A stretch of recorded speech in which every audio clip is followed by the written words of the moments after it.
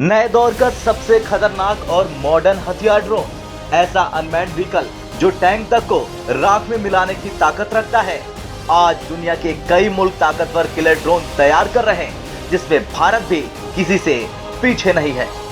Hindustan aeronautics limited एक ऐसी तकनीक विकसित कर रहा जिसके जरिए लद्दाख में बर्फीली ऊंचाइयों पर सैनिकों को राशन आसानी से पहुंचाया जा सकता है, जिसका नाम है RUAV 200 हेलीकॉप्टर ड्रोन।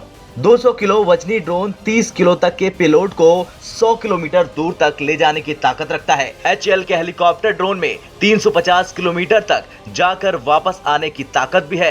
दुश्मन अगर 700 किलोमीटर की दूरी पर हो तो ये वहां तक टारगेट को तबाह कर सकता है। हिंदुस्तान एरोनॉटिक्स लिमिटेड अब लड़ाकू विमानों के साथ साथ ड्रोन विकसित करने पर ज्यादा जोर दे रहा। HAL एक स्टार्टअप कंपनी के साथ हाई एल्टीट्यूड ड्रोन भी बनाने जा रही। इस ड्रोन को कैट्स के तहत बनाया जा रहा। ड्रोन का नाम इन्फिनिटी रखा गया है, जो 70,000 फीट की ऊंचाई से दुश्मन पर नजर रख सकता है। ये ड्रोन आकाश में 3 से 6 किलोमीटर तक रह सकता। ये सौर ऊर्जा से चार्ज होता रहेगा। भारत को दो मोर्चों पर खतरा है।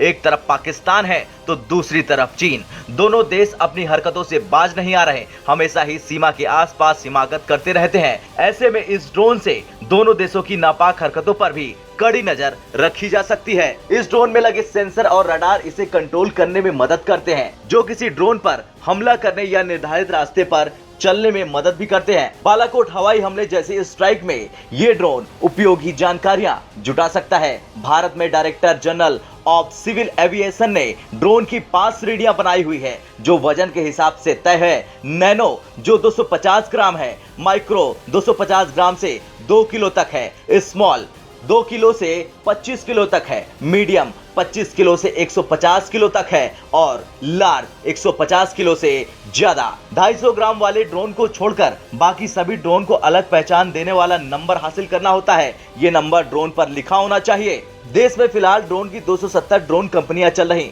साल 2026 तक ड्रोन इंडस्ट्री के 15,000 करोड़ रुपए के टर्नओवर का अनुमान लगाया जा रहा। माना जा रहा अगले 5 साल में ड्रोन इंडस्ट्री 5 लाख से ज्यादा लोगों को रोजगार दे सकती है। खैर, भारत की पूरी कोशिश है कि सेना में ज्यादा से ज्यादा उपयोग होने वाले उपकरणों का निर्माण भारत में ही हो। सरकार इसके लिए निजी कंपनियों को प्रोत्साहन भी दे रही।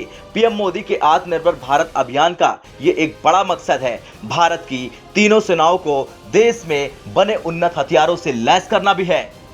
स्वदेशी रक्षा उपयोगों को बढ़ावा देने के लिए सरकार ने बाहर से खरीद को कम कर दिया है। ब्यूरो रिपोर्ट, भारत तक।